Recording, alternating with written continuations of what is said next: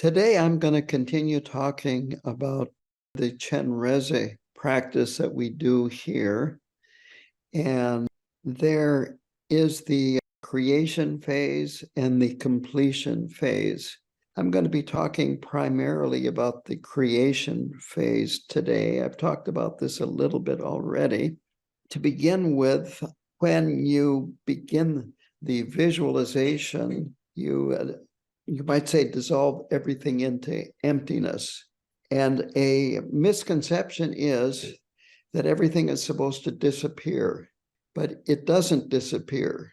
You are just supposed to switch your attention from the physical appearance of ordinary, mundane world to that of the divine world, which is a pure land, and then in this case, Chenrezig and so forth, when you're visualizing.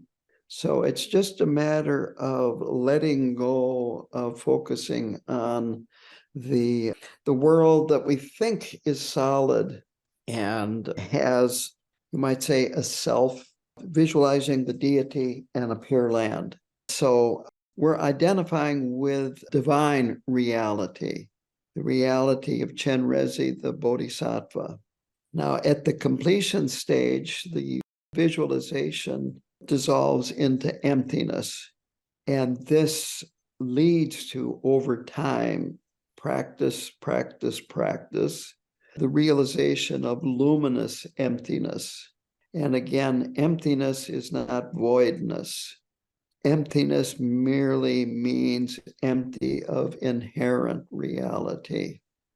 And these two phases, completion, the creation and completion phases, are intended to eradicate our conditioning that produces samsaric existence.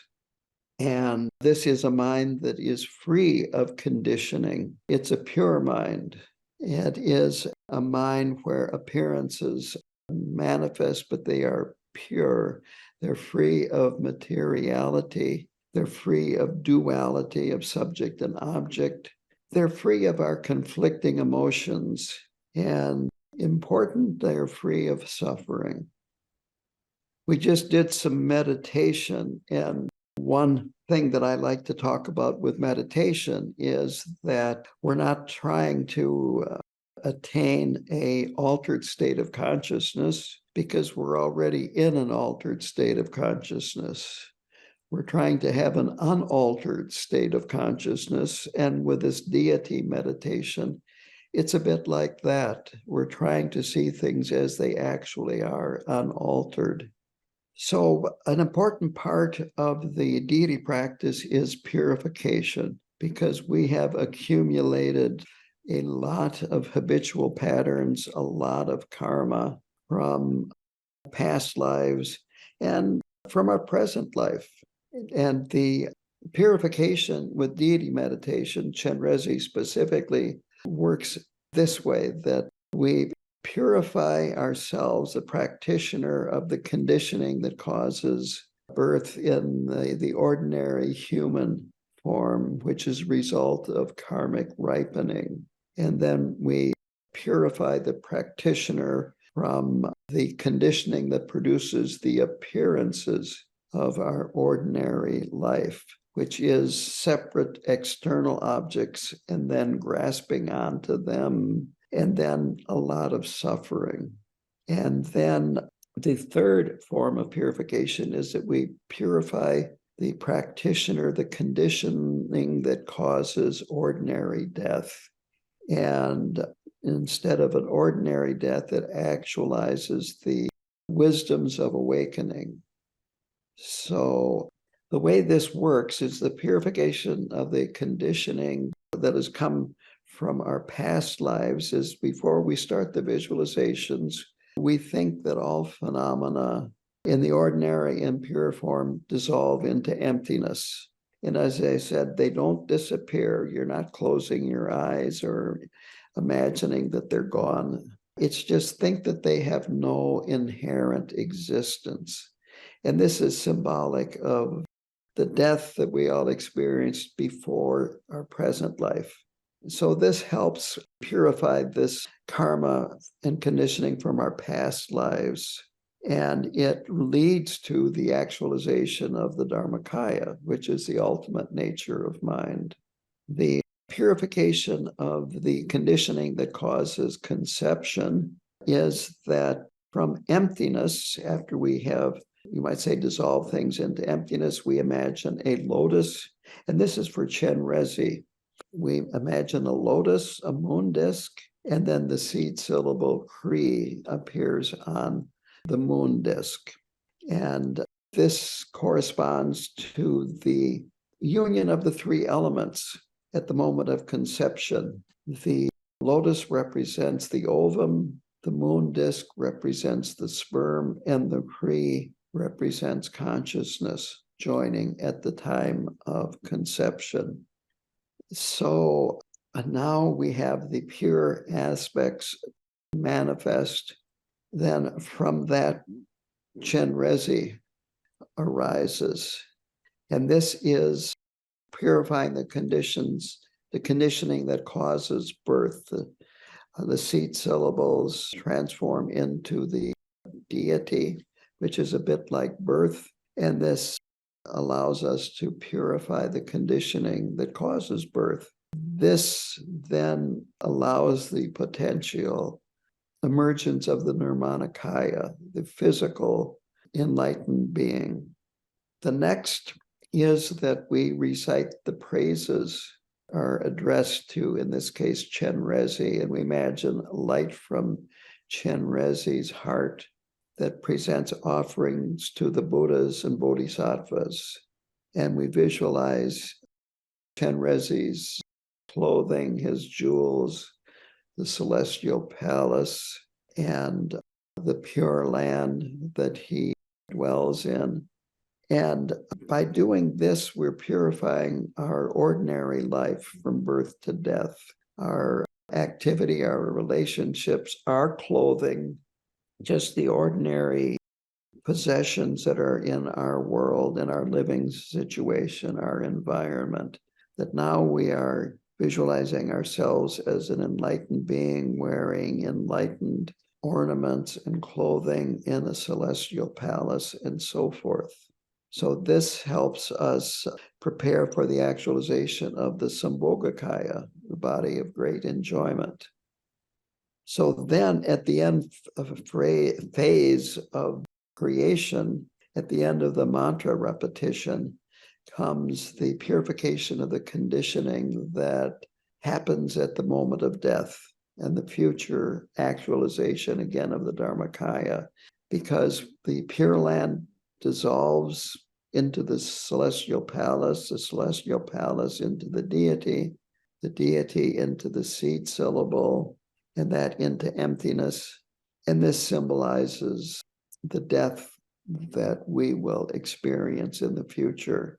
But then we re-arise as the deity. So this is how things are purified when we do Chenrezig. And this is very similar to most other deity practices that we do. It has many of the same elements, it's just slightly different. Also, the instructions are after the end of the completion stage, we re-arise as Chenrezig and try to keep in mind that all sound is the sound of Chenrezig's mantra. All beings are Chenrezig, and that it's a pure land. So we try to keep this idea in our minds. So there are three characteristics of the creation stage, and I'll go into these now. The first is the clarity of the appearance. The second is the recollection of the pure meaning. And the third is the pride of the deity. So the clarity of the appearance, or the clarity of the visualization, is we perceive the external world and our own body according to karmic conditioning. And these have been compared with a dream of all things. We think when we're in a dream that the dream is real, but when we wake up, we realize that it is not real. So with the clarity of the appearance, this helps us let go or disengage in this impure, illusory perception. And it eliminates this fixation on impure perception and this fixation on relative reality as being real. So I think I should go into relative reality here a little bit more. One way to look at relative reality is that we all live in our own little self-created world. That's very obvious if you look at politics today. There are two big worlds that are very different. But even within those worlds, people live in their own separate reality and see things differently. And it's just a way of seeing things. It's not that one person is right and the other person is wrong. I've used this example many times, this singing bowl. Yes, it's a singing bowl. What else could it be? Well, if I put water in it and put it on the floor and there was a dog in the room, it would be a doggy bowl. I got this from my parents, and they had a plant inside it, a potted plant inside it. I could take it up to a scrap metal dealer. They would assess the metal and then weigh it, and they would give me so much for it. Some people might scratch their head and say, I don't know what the heck it is. So it's not in the object, it's what the person perceiving the object places on that object. We all live in our own individual reality. You could say a relative reality means that everything has relations, that we have tall because there is short, we have men because there are women, we have night because there is day, and on and on and on, and it's all relative. I'm pretty short, but the first time I was in a room that was all Japanese, I was tall. I could see across the room. It's the way it is, that it's all a matter of comparison. It's relative to one thing or another. Try describing taste. Well, it tastes like, that's how we describe taste. How can you say, well, it tastes this way when what is this way? Well, it tastes nutty, or it tastes cheesy, or whatever. All of this is done by comparison, by relationships. So anyway, this is this idea of impure perceptions. They don't disappear. We just focus on the visualizations. We create these visualizations of a pure world, the best that we can. So with Chenrezig, this pure world is Dewa Chen, the land of great bliss.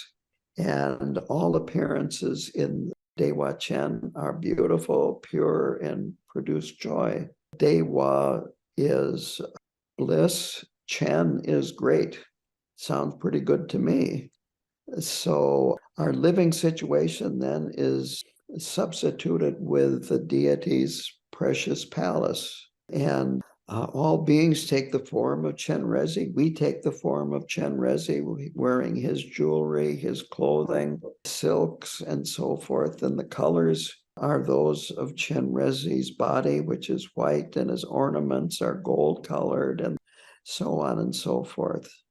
So these visualizations are made out of light, and this counters our fixation on the solidity of reality.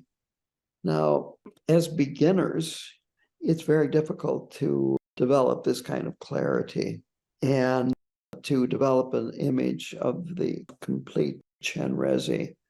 The way to start is just visualize certain aspects of Chenrezig, like his face or a hand, or he's holding a mala in one hand. So just visualize the mala and build on that. It's important to remember that the visualization is in our own mind. This cuts through duality. How can it be dual if the visualization is your own mind? It's not separated from you. So it's important to remember this. This helps purify this idea of an observer looking at the observed. Your mind becomes Chenrezig. So now the recollection of the pure meaning means let go of this idea that these visualizations are somehow or another existing on a higher plane. And this is the error of grasping at a material reality. There is not a material reality that is above our material reality. These visualizations are like a rainbow in the sky, a reflection in a mirror, or the reflection off of a lake, a calm lake. They are the union of appearance, emptiness. They're not empty or they're not appearance. They're the union of emptiness and appearance. This is very important. Recollecting the pure meaning means to remember the best that you can the visualized aspect, what they're symbolic of. And this would mean studying them and to develop an image before you do the practice. So every detail has a meaning in these deity practices. The white in color for Chenrezig is he's totally pure and free of any veil. He has one face, and this means that the essence of all phenomena is one taste. 4 arms represent the 4 immeasurables: immeasurable love, immeasurable compassion, immeasurable joy, and immeasurable equanimity. He has 2 legs that are crossed in Vajra posture, and this has 2 different meanings. One, he does not dwell in the extremes of nirvana for himself or in samsara. The other meaning, it is the union of compassion and emptiness. He holds a jewel in his hands that are joined at his heart in prayer mudra. And this means that he accomplishes the benefit of all beings and satisfies all their needs. The mala that he holds in his right hand symbolizes that he draws all beings towards liberation. I am going to add this, that frequently, at least in the past, mala was translated as rosary. And I just want to correct that this is not a rosary. It does not have a cross on it, and it does not have a certain number of beads on it. It's a mala, but they want to translate everything into English and avoid any kind of foreign terms. And so it's been translated into a rosary.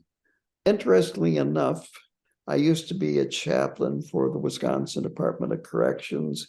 They got it right. They called it prayer beads. If you want English, he holds prayer beads in his right hand. So he has a lotus in his second left hand, and this symbolizes compassion for all beings. And the second meaning for lotus is that it grows in the mud and the flower is not soiled. And this means that, or is symbolic of Chenrezig working in the world without being stained by conflicting emotions or the imperfections of the mundane, impure world. He has a moon disk behind his back, and this means that his love and compassion have attained complete fullness, like a full moon. A full moon can't get any fuller. He has a deer skin on his shoulder, and that represents the kindness of the deer. Symbolizes the mind of awakening, which is turned towards the benefit of all beings. And then he has different jewels, necklaces, armlets, anklets, and so forth. And these represent the richness of the awakened mind. And he has 5 silks, which represents the 5 wisdoms. So it's important to study these meanings when you are not doing the practice, and then when you are doing the practice, perhaps during the mantra repetition, to recall the meaning of these objects that are in the visualization. The last is the pride of the deity. And ordinarily, pride is considered a fault, and ordinary pride is a fault. But here, what this means is that you try to, the best that you are able to, develop this thought that I am Chenrezig, as opposed to I'm pretending I'm Chenrezig, or maybe I could be Chenrezig, but this conviction that I am Chenrezig. So ordinary pride involves feeling that I am unique, permanent, independent. And ordinary pride is a source of conflicting emotions, illusory thoughts that come and go, and then, of course, lots of suffering. But the pride of the deity helps us weaken and eventually eliminate ordinary pride. Chenrezig doesn't have ordinary desires. He doesn't have projects. He doesn't have aversions. Here, the impure appearances that we identify with are replaced by pure appearances, that we have Chenrezig's body instead of our physical body. We have a pure land full of various manifestations. We have his mantra, the sound of his mantra, Om Mani Padme Hum, and so on. And so as a result, the conflicting emotions and the suffering that are present with ordinary pride are absent with divine pride. And of course, it's a tremendous difference between these two types of pride. So to kind of tie this up, each of these three aspects of creation has a very precise function. The clarity of the appearance, it neutralizes the production of ordinary illusory appearances. The recollection of the pure meaning neutralizes grasping onto material existence, and that pride of the deity neutralizes the assimilation of an ordinary I.